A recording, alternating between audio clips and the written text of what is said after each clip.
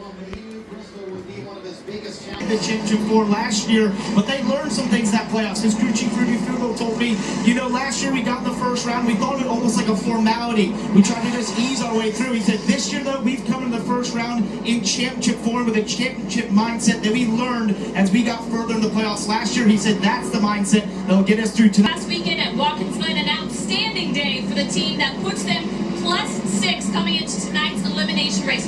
Chase told me he feels like he and the team have real momentum coming into tonight, and that showed up yesterday as he qualified in the 5th position. Another thing working in the team's favor, they did the test here over the summer and feel like that gave them a really good idea of what they needed here this weekend, Dylan.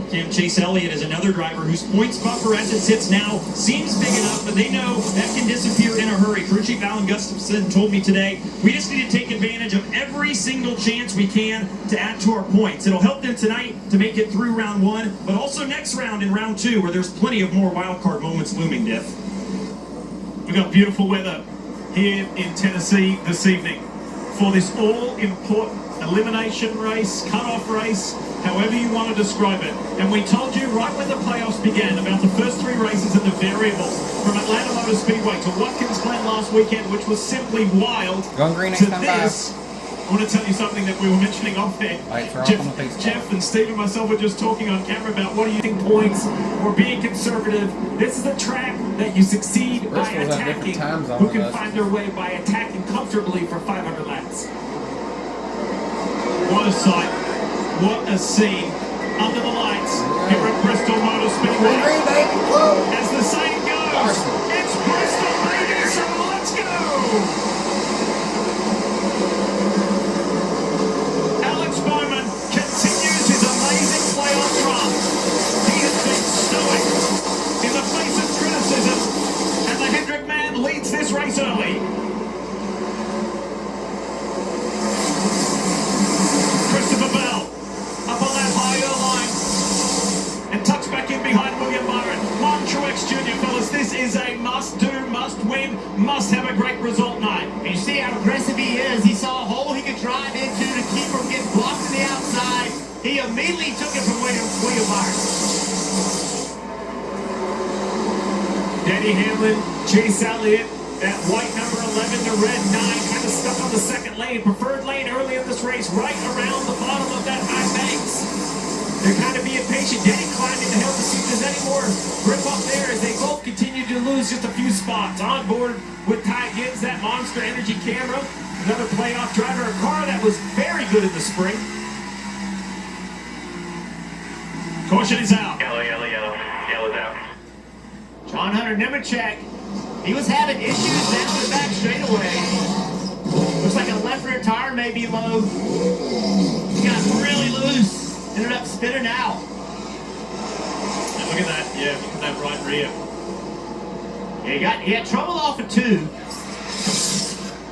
And trouble off of 2, and then ultimately whatever happened to the car spun contact.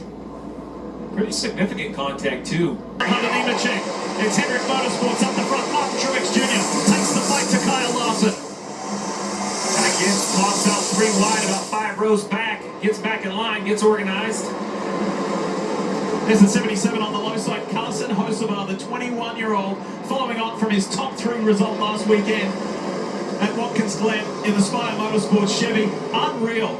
Qualified on the front row at Darlington, and here he is running at the front of the field, Jeff in Bristol. Awesome. Yeah, what a great feeling for a young man to be running this well, to be doing it here, but you got to know this is a long race. Bubba Wallace in that red and white Mobil 1 sponsored Toyota. Let's go aboard with thanks to Monza. Ty Gibbs, last 2 races here for the youngster have been pretty special. Both top 10 results. He could be a player tonight. That's what he needs. Comes in just barely above the cut line, 6 points above. You mentioned those 2 runs, Diff. That's what they're looking for. A good, solid run to advance in the playoffs.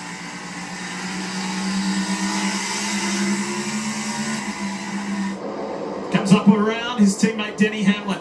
Denny and crew chief Chris Gayhart. A lot of positivity, a lot of confidence despite the position that they're in the playoff standings. Yeah, look at Ty Gibbs in that black 54 car on the outside. Look at the corner entry speed he's able to carry. In the middle, the bottom is better. But watch this right here. Watch the 7 car. Just can't keep the pace, but through the middle, the 7 rolls better. Now the 54 starts to build a little more momentum on corner exit. You're going to see this change all night long. This racetrack changes more than any other racetrack. At some point tonight, the bottom's going to be the best, and it's going to go to the top. It'll keep moving around. As a driver, you have to be on top of that. There's the 7 up ahead. We gave some props to Carson Hocevar. Well, his teammate Inspire, Corey LaJoy, is coming off his 3rd top 10 of the year. And if you didn't catch the news, yesterday it was announced that Corey, as of the next race, next weekend at Kansas, will be making a team swap. He's headed to Ripware Racing, and Justin Haley is coming to Spire. I've done that. I've switched teams.